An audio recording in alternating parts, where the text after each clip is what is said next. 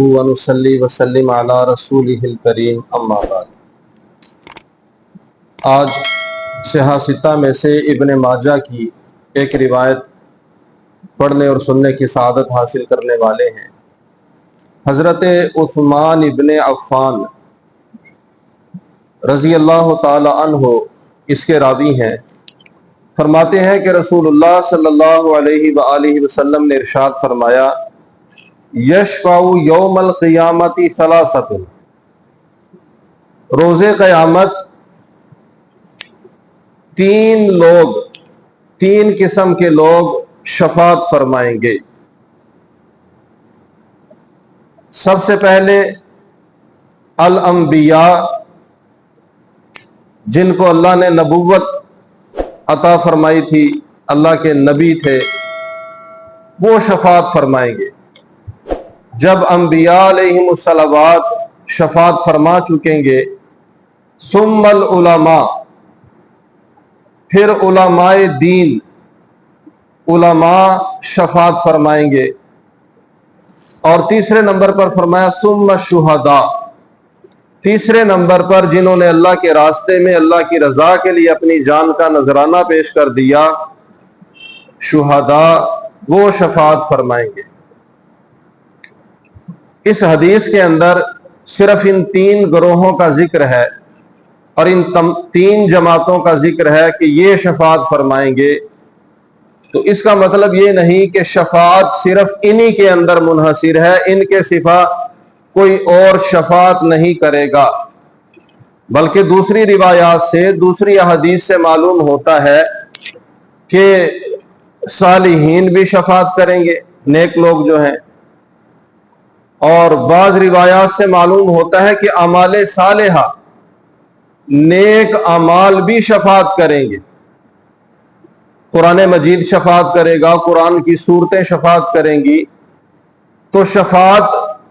ان تین طبقات کے اندر منحصر نہیں، لیکن اس حدیث مبارکہ میں خصوصیت کے ساتھ صرف ان تین طبقات کا ذکر فرمایا، جس میں اشارہ یہ ملتا ہے کہ جو خصوصی شفاعت ہوگی وہ ان تین طبقات کی ہوگی، اور جس شان کی اور جس بڑے درجے کی شفاعت یہ تین طبقات کریں گے، باقیوں کی شفاعت ان کا مقابلہ نہیں کر سکے۔ انبیاء کا ذکر فرمایا تاکہ لوگوں کو پتہ چلے اور لوگ نبی کی غلامی اور نبی کی پیروی کو اپنا ضابطہ حیات بنا لیں، اس امید پر کہ قیامت کے دن ان کی شفاعت نصیب ہوگی۔ دوسرے نمبر پر علماء کا ذکر فرمایا تاکہ امت کے دلوں میں علم دین کو سیکھنے اور اپنے بچوں کو سکھانے کا جذبہ پیدا ہو۔ جب ان کی اتنی بڑی عظمت اور شان کو بیان کر دیا تو جس کے دل دماغ میں یہ بات بیٹھ گئی وہ علم کا حریص بن جائے گا اور علم دین کو سیکھنے کی کوشش کرے گا کہ میں بھی اس مقام اور مرتبے تک پہنچ جاؤں، یا کم از کم یہ تو وہ کرے گا کہ علماء کا ادب و احترام کرے گا، جہاں اس کو موقع ملے، جب ملے علماء کی مجلس میں بیٹھنے کا، ان کی مجلس میں بیٹھ کر ان کے علم سے مستفید ہوگا۔ اور تیسرے نمبر پر ذکر فرمایا شہداء کا کہ ان کے مقام اور مرتبے کو سن کر بندے کے دل میں جذبہ جہاد اجاگر ہوگا اور اللہ کے راستے میں اپنی جان قربان کر دینے کا جذبہ پیدا ہوگا۔ بہرحال قیامت کے دن خصوصی طور پر یہ تین طبقات شفاعت فرمائیں گے۔ اللہ تعالی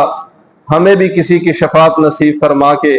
اپنی رحمتوں سے نواز دے۔ الحمدللہ رب العالمین الرحمن الرحیم مالک یوم الدین۔ اللہم صلی علی محمد وعلی آل محمد وبارک وسلم وصلی علیہ۔ ربنا آتنا فی الدنیا حسنۃ وفی الآخرۃ حسنۃ وقنا عذاب النار۔ اللہم انصر اخواننا فی فلسطین اللهم اغفر لنا ولوالدينا ولجميع المؤمنين والمؤمنات والمسلمين والمسلمات صلی اللہ تعالی علی حبیبہ سیدنا و مولانا و شفیعنا محمد وعلی آلہ و اصحابہ اجمعین آمین برحمتک یا ارحم